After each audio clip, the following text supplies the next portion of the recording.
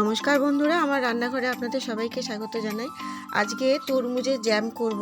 এটা আমরা নানা রকম জ্যাম করে থাকি, তো আমি আজকে ভাবলাম তরমুজ আছে যখন বাড়িতে, তো একটু তরমুজের জ্যামই করে নিই।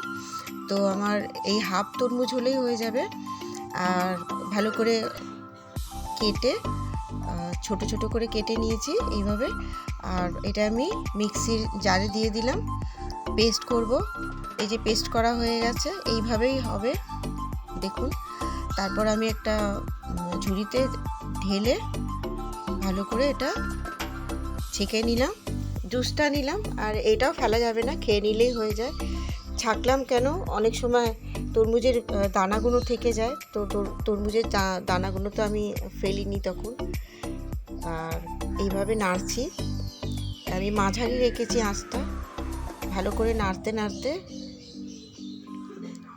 আমি এবার দেব, অনেকটা কমে এসছে, চিনি দিয়ে দেব। আর অল্প একটুখানি, তরমুজটা আমার মিষ্টি ছিল ওই জন্য অল্প চিনি দিলাম, টেবিল চামচের 2 চামচ মতন। এইবার আমি একটুখানি এতে লেবুর রস দেব। লেবুর রসটা দিলে কিন্তু অনেক দিন ফ্রিজে রেখে বা বাইরে রেখেও খাওয়া যায়, 1 মাস মতন। তো আমি আজকে অল্প করছি, ওই জন্য আমার ফ্রিজে রাখার দরকার নেই, আমি একদম অল্প করব। আমার বাড়িতে বাচ্চারা আছে, সেই বাচ্চারা রুটি বা ওরা পরোটা দিয়েও খায়, তো দিয়ে দিলাম। আর একটুখানি নুন দিয়ে দিলাম, ওটা ব্যালেন্স হয়।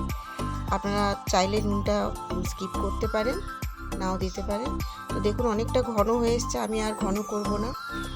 আমার এটা করতে টাইম লেগেছে ওই 20-25 মিনিট তো লাগবেই, আধ ঘন্টার মতন লাগবে, কারণ এটা মাঝারি আঁচে করেছি। আপনারা আপনাদের কতটা টাইম লাগে সেটা দেখে নেবেন। আমি নামিয়ে দিচ্ছি এবার ঠান্ডা হয়ে গেছে, আমি একটা বাটিতে নিয়ে নিচ্ছি।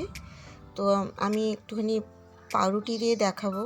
আর এই জ্যাম আমরা নানা রকমভাবেই করে থাকি। এই জ্যাম আপনারা তরমুজের এরমভাবে জ্যাম বা জেলি যাই বলুন না কেন করবেন। আর বাচ্চা, আমরা বড়রাও খেতে পারি, খুবই ভালো লাগে। বোঝাই যাচ্ছে না যে এটা তরমুজের জ্যাম। বাচ্চাদের টিফিনে বা আমরা সকালবেলা বড়রা খাই। তো জ্যাম কেমন লাগলো আপনারা কমেন্ট করে জানাবেন। ভালো লাগলে একটা লাইক দিয়ে দেবেন, সাবস্ক্রাইব করে দেবেন, আর বন্ধুদের মধ্যে শেয়ার করে দেবেন। এই যে দেখুন, বোঝাই যাচ্ছে না যে এটা তরমুজের জ্যাম, তাই কি না? তো আপনারাও একদিন বাড়িতে করুন, করে আমাকে কমেন্ট করবেন। সবাই ভালো থাকবেন, ধন্যবাদ।